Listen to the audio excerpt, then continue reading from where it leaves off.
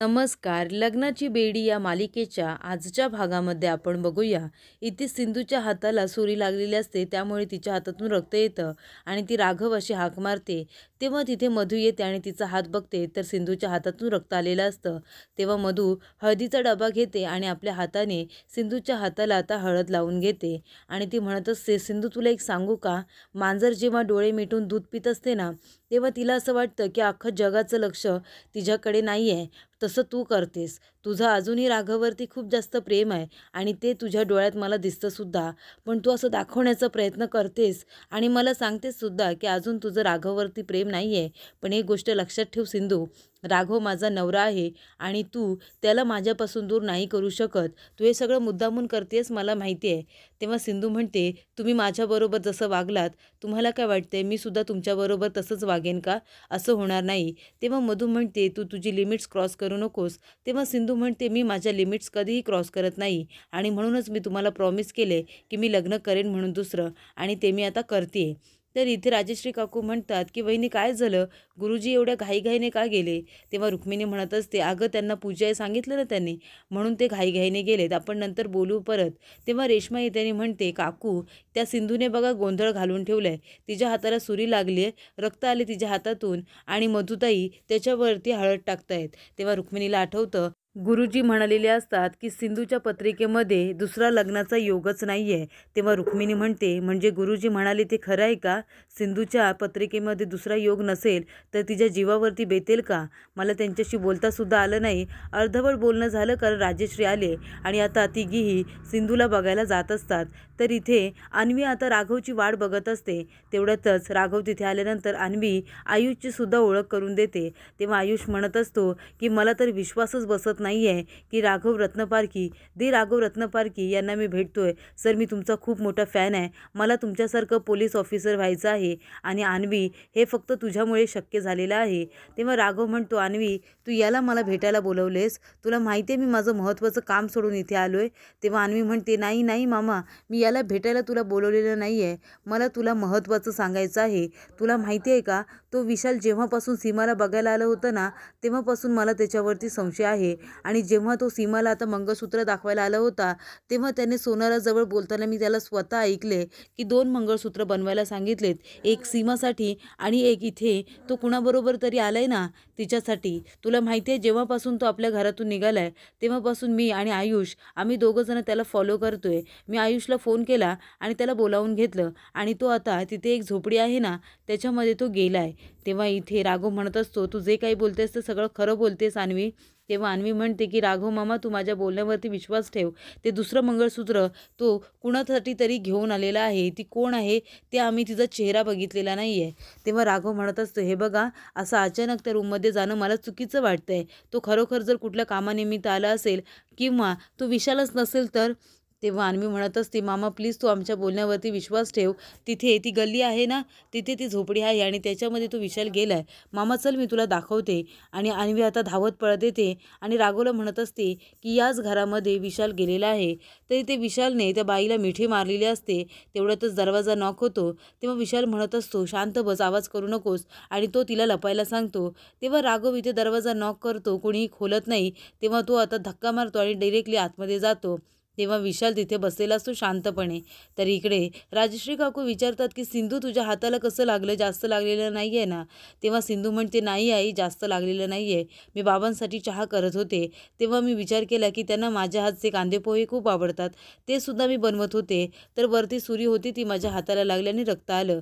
पण मधुताईने त्याच्यावरती हळद लावली.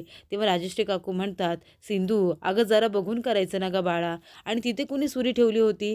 तेव्हा रुक्मिणी म्हणते, आणि तुला काय करायची गरज आहे हे सगळं? तेव्हा रेश्मा म्हणते, ती किती चांगली आहे हे दाखवायचं असेल ना तिला सगळ्यांना. तेव्हा रुक्मिणी म्हणते, हे बघ माझ्या किचनमध्ये तू काम करायचं नाही आहेस. आता तुझं लग्न ठरलंय ना, आता तू फक्त आराम कर. तेव्हा राजश्री काकू म्हणत असतात, अहो वहिनी पण तुम्हाला माहिती आहे ना यांनी चहा करायला सांगितलं होतं सिंधूला. तेव्हा रुक्मिणी म्हणते, जेव्हा सिंधू आता हे सगळं बोलत होती ना तेव्हा मी इथेच उभी होती आणि आता मधू जरा तिला ते हळद टाकून दूध वगैरे दे, जखम लगेच भरून जाऊ दे, तिचं लग्न आहे, तिला लवकर बरं होऊ दे. तेव्हा राजश्री काकूंना बरं वाटतं की रुक्मिणीला सिंधूची काळजी वाटत असते. तर इथे विशाल आता बसलेला असतो आणि तो म्हणतो, अरे राघव सर, तुम्ही इथे काय करताय? तेव्हा राघव म्हणतो, हाच प्रश्न मी तुला विचारतोय की तू इथे काय करतोयस, या ठिकाणी कशाला आलायस तू, आणि तुझ्याबरोबर इथे कोण आहे? तेव्हा इथे विशाल म्हणत असतो, तुमचा काहीतरी गैरसमज होतोय, माझं इथे काम आहे म्हणून मी इथे आलोय, पण तुम्ही इथे काय करताय? तेव्हा राघव म्हणतो, तू इथे कशासाठी आलेस ते मला सांग, इथे तुझ्याबरोबर कोण होतं ते सुद्धा सांग, आणि तू सिंधूला एक मंगळसूत्र बनवलेस आणि एक कुणासाठी बनवलेस, 2 मंगळसूत्र तू कशासाठी बनवलेस ते मला सांग.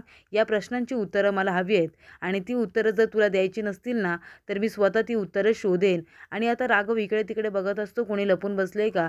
तेवढ्यातच एका म्हाताऱ्या बाईचा आवाज येतो. ती म्हणते की कोण आहे बाबा, इथे कोण आले? तेव्हा राघव म्हणतो की या कोण आहेत, या आजी कोण आहेत? तेव्हा इथे आजी म्हणत असतात, तुम्ही उभं राहून का दोघं जण बोलताय, बसून बोला ना निवांतपणे. तेव्हा राघव म्हणतो, नाही आजी, मी बसायला आलेलो नाही आहे, मला फक्त माझ्या प्रश्नाचं उत्तर हवं आहे. विशाल, तू इथे काय करतोयस आणि ते मंगळसूत्र तू कुणासाठी आणलेस एवढंच मला सांग. तेव्हा विशाल शांत उभा राहिलेला असतो. तेव्हा राघव म्हणतो, तू शांत का उभा राहिलेस, काही चुकीचं करतोयस का तू?